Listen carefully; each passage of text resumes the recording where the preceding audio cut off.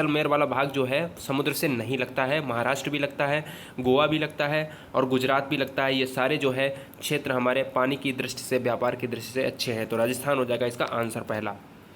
किस नदी के प्रदूषण जो स्तर की माप की जाती है, 20 बार बताया। इस पर पूरा एक चैप्टर मैंने समाहित किया गया है, हर क्वेश्चन लिया है, कोई भी क्वेश्चन बाहर नहीं जा सकता है। तो बीओडी हो जाएगा। अगर बीओडी का फुल फॉर्म पूछे तो क्या होगा, बायोलॉजिकल ऑक्सीजन डिमांड। ठीक है, याद रखिएगा। वायरस संक्रमण से होने वाले रोग कौन से हैं, इसमें से टाइफाइड, कॉलरा, जुखाम या मलेरिया। तो फटाफट आप जान लीजिएगा कि यहाँ पर जो है वायरस से होता है जुखाम। जब भी कोई वायरस अटैक करता है अगर दूसरे को है तो वो दूसरे को भी पॉसिबिलिटी हो जाती है कि उसको भी हो जाएगा। तो ये वायरस डिजीज़ है, ठीक है ना, याद रखिएगा। इसकी ट्रिक बेसिस जल्दी आपको अपलोड कर दी जाएगी।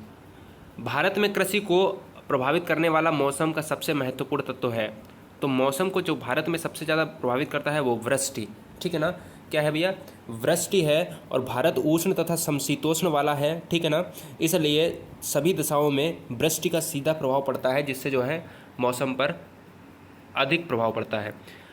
देखिएगा यहाँ पर इंपॉर्टेंट हो जाता है, आपको ये पता चल रहा होगा कि कहाँ कहाँ से क्वेश्चंस आते हैं। वायुमंडल की सबसे ठंडी परत कौन सी है, कोल्ड बताइए, कोल्ड, ठीक है। तो ठंडी परत के लिए आप समझ लो एक बार कि पृथ्वी तल से ऊपर की ओर जब भी हम जाते हैं तो पहले क्या होता है, तापमान घटता है, फिर बढ़ता है और फिर घटता है, इसके बाद फिर बढ़ना शुरू हो जाता है। यानी 2 बार घटता है, 2 बार बढ़ता है, फिर क्या होता है, जितने ऊपर जाते हैं फिर क्या होता है, बढ़ता ही चला जाता है। तो मध्य मंडल की मध्य सीमा में तापमान -100 डिग्री होता है, इसलिए दूसरा ऑप्शन सही हो जाएगा। निम्नलिखित में कौन सा एक ग्रीन हाउस गैस है, पूरा चैप्टर पढ़ाया है आपको, सब कुछ डिटेल में बताया है, आप बताएं।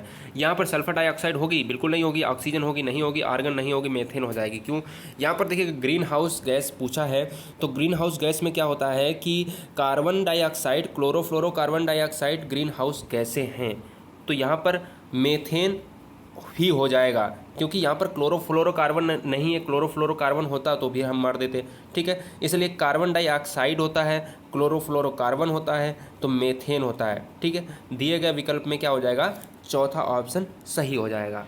ऑक्सीजन और सल्फर डाइऑक्साइड आर्गन नहीं है।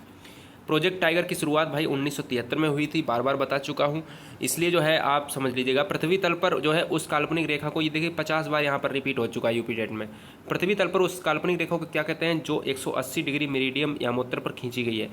इतना बार बताया है कि भाई 180 डिग्री मेरिडियम पर जो रेखा खींची जाती है उसको क्या कहते हैं, यामोत्तर रेखा कहते हैं। अब यामोत्तर रेखा मतलब जो है क्या हो जाएगी, अंतर्राष्ट्रीय तिथि रेखा।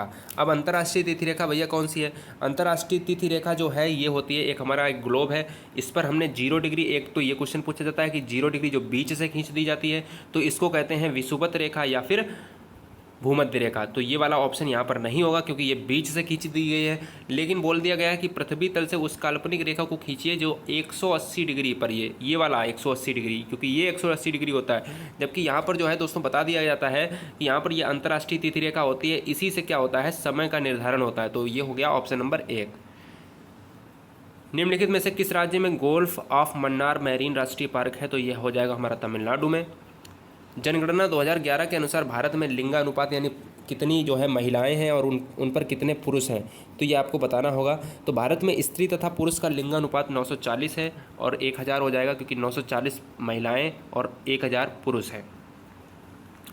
निम्नलिखित में किस एक प्राणी को किसान का मित्र कहा जाता है, बहुत सा सिंपल है। अपन लोग गांव से बिलोंग करते हैं, अपन लोग की जनसंख्या बहुत ज़्यादा गांव से बिलोंग करती है, तो किसान से रिलेटेड कोई भी क्वेश्चन आएगा तो मार देंगे। केंचुआ जो होता है वो हमारा होता है मित्र, क्योंकि केंचुआ क्या करता है, फसल के उत्पादन में उर्वरक शक्ति को बढ़ाता है। पर्यावरण को बचाने के लिए चिपको आंदोलन किस राज्य से जुड़ा हुआ है, देखिएगा पहले तो उत्तर प्रदेश से जुड़ा हुआ था, चंदौली में आता था, ठीक है ना। अब जब उत्तर प्रदेश और उत्तराखंड अलग हो गए तो फिर उत्तराखंड में ये आने लगा, तो उत्तराखंड से रिलेट हो जाएगा। अगर इसका पूछे कि भाई कौन था, तो इस आप कहोगे सुंदरलाल बहुगुणा, ठीक है। सुंदरलाल बहुगुणा के नेतृत्व में ये करा गया था पर्यावरण का आंदोलन और चिपको आंदोलन। आपसे क्वेश्चन ऐसे भी पूछ सकता है कि चिपको आंदोलन किससे संबंधित है, तो आप कहोगे पर्यावरण। जीवों के व्यवहार का अध्ययन किसके अंतर्गत किया जाता है, इटियोलॉजी के अंतर्गत किया जाता है, बताएं, या फिर इथोलॉजी के अंतर्गत किया जाता है। तो हमेशा याद रखिएगा क्या कि यहाँ पर क्या हो जाएगा, आप बताएं फटाफट। तो इटियोलॉजी में विभिन्न प्रकार के रोगों की विवेचना होती है।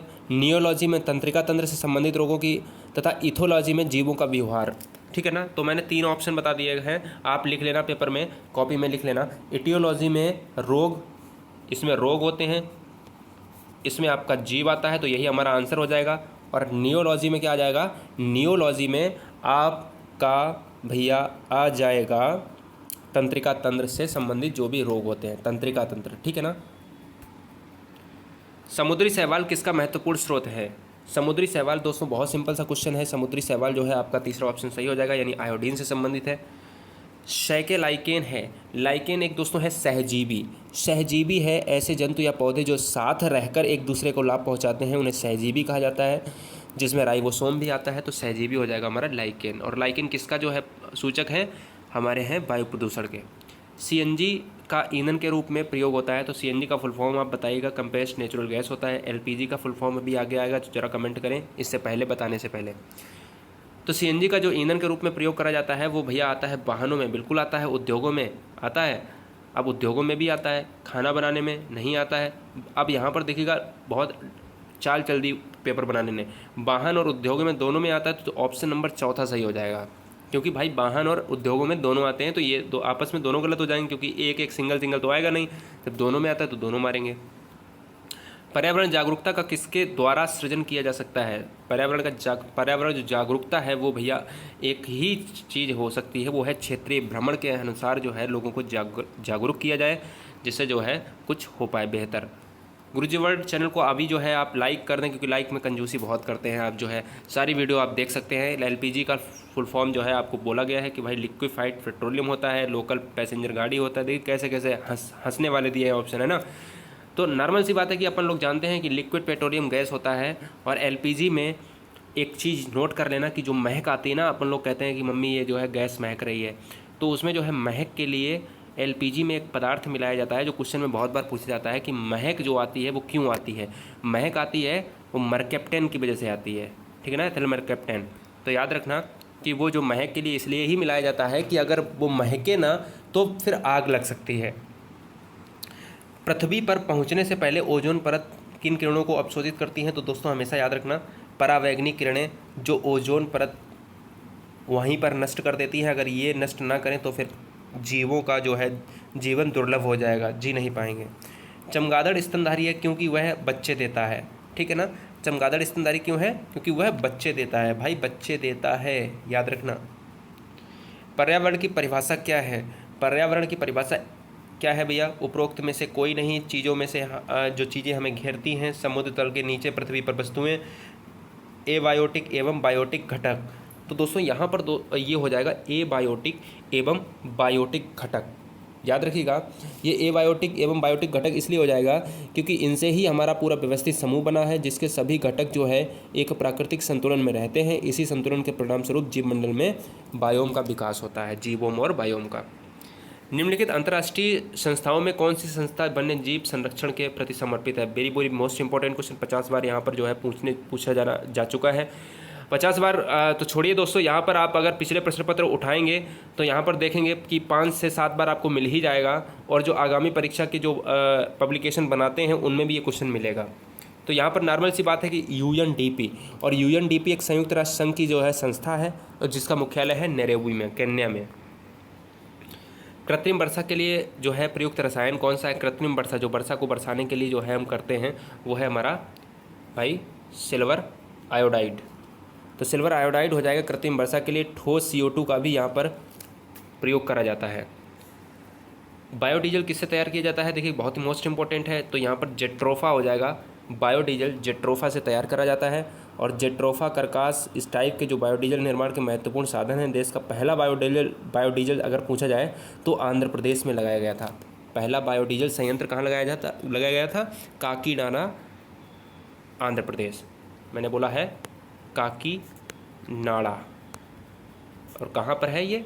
आंध्र प्रदेश, पहला बायोडीजल संयंत्र। विश्व ओजोन दिवस कब मनाया जाता है?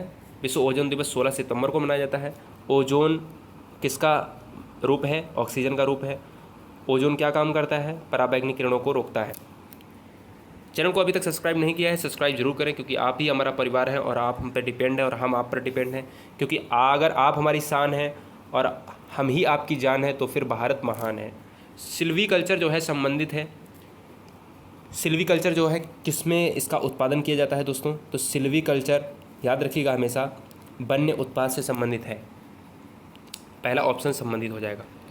निम्नलिखित में किस जनपद में चंद्रप्रभा वन्यजीव अभ्यारण्य स्थित है? चंद्रप्रभा वन्यजीव, तो यार बहुत नॉर्मल सा क्वेश्चन है। चंदौली में ये स्थित है, उत्तर प्रदेश में, चंदौली में। क्वेश्चन हमेशा ऐसे भी पूछा जा चुका है कि चंद्रप्रभा किस राज्य में स्थित है, तो अगर उत्तर प्रदेश होता तो उत्तर प्रदेश, अब यहाँ पर उत्तर प्रदेश के अंदर तो चंदौली में।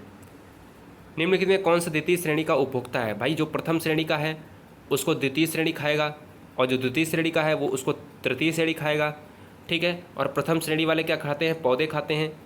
द्वितीय श्रेणी वाले क्या खाते हैं? प्रथम श्रेणी को खाते हैं। तो भाई पौधे कौन खाएगा? पौधे भाई हिरन खाएगा, बकरी खाएगा, गाय खाएगा, भैंस खाएगा। तो हाथी भी भाई पौधे खाता है, इसलिए बोला है द्वितीय श्रेणी का, यानी हाथी और बकरी तो भाई पौधे खाते हैं, तो ये तो प्रथम हो गए। सांप और शेर में बचा है। शेर आप जानते हो तृतीय है, और सांप जो है आपका हो जाएगा द्वितीय श्रेणी, यानी दूसरा ऑप्शन सही हो जाएगा। अगर प्रथम द्वितीय तृतीय देखना है तो आप जाके दूसरे वाले वीडियो में देख सकते हो। झूम खेती होती है, कहाँ पर होती है झूम खेती? मतलब होती है कुछ समय के लिए कर लो और फिर क्या होता है, फिर उसको जो है वहाँ पर छोड़ दो, फिर अपने दूसरी जगह मकान बनाओ, फिर वहाँ पर खेती करो कुछ सालों। तो ये होती है मेघालय में। शुष्क बर्फ दोस्तों किसका जो है ठोस रूप है? आज का लास्ट क्वेश्चन है, 30वां क्वेश्चन है। शुष्क बर्फ किसका ठोस रूप है? तो शुष्क बर्फ जो है कार्बन डाइऑक्साइड हो जाएगा, CO2 का। दोस्तों यहाँ पर कितने आपके जो है सही हुए हैं 30 में से, कितने गलत हुए हैं यहाँ पर नीचे कमेंट बॉक्स में करें, क्योंकि हम आपके कमेंट के आकांक्षी हैं। यूपिटेट पर्यावरण में सघोष अघोष ऐसी ट्रिक, अचूक, महाप्राण और अल्पप्राण से लेकर हमने लोक नृत्य से लेकर हर चीज़ को कॉन्सेप्ट तरीके से समझाया है। एक बार प्लेलिस्ट, अगर प्लेलिस्ट की सारी वीडियो देखना चाहते हैं तो नीचे कमेंट बॉक्स में दे दूंगा। कमेंट बॉक्स एक बार चेक करिएगा और वहाँ पर कमेंट करिएगा। आपके प्यार के ही हम आकांक्षी हैं। जाते जाते वीडियो को लाइक और चैनल को पहली बार आए हैं तो सब्सक्राइब जरूर करें।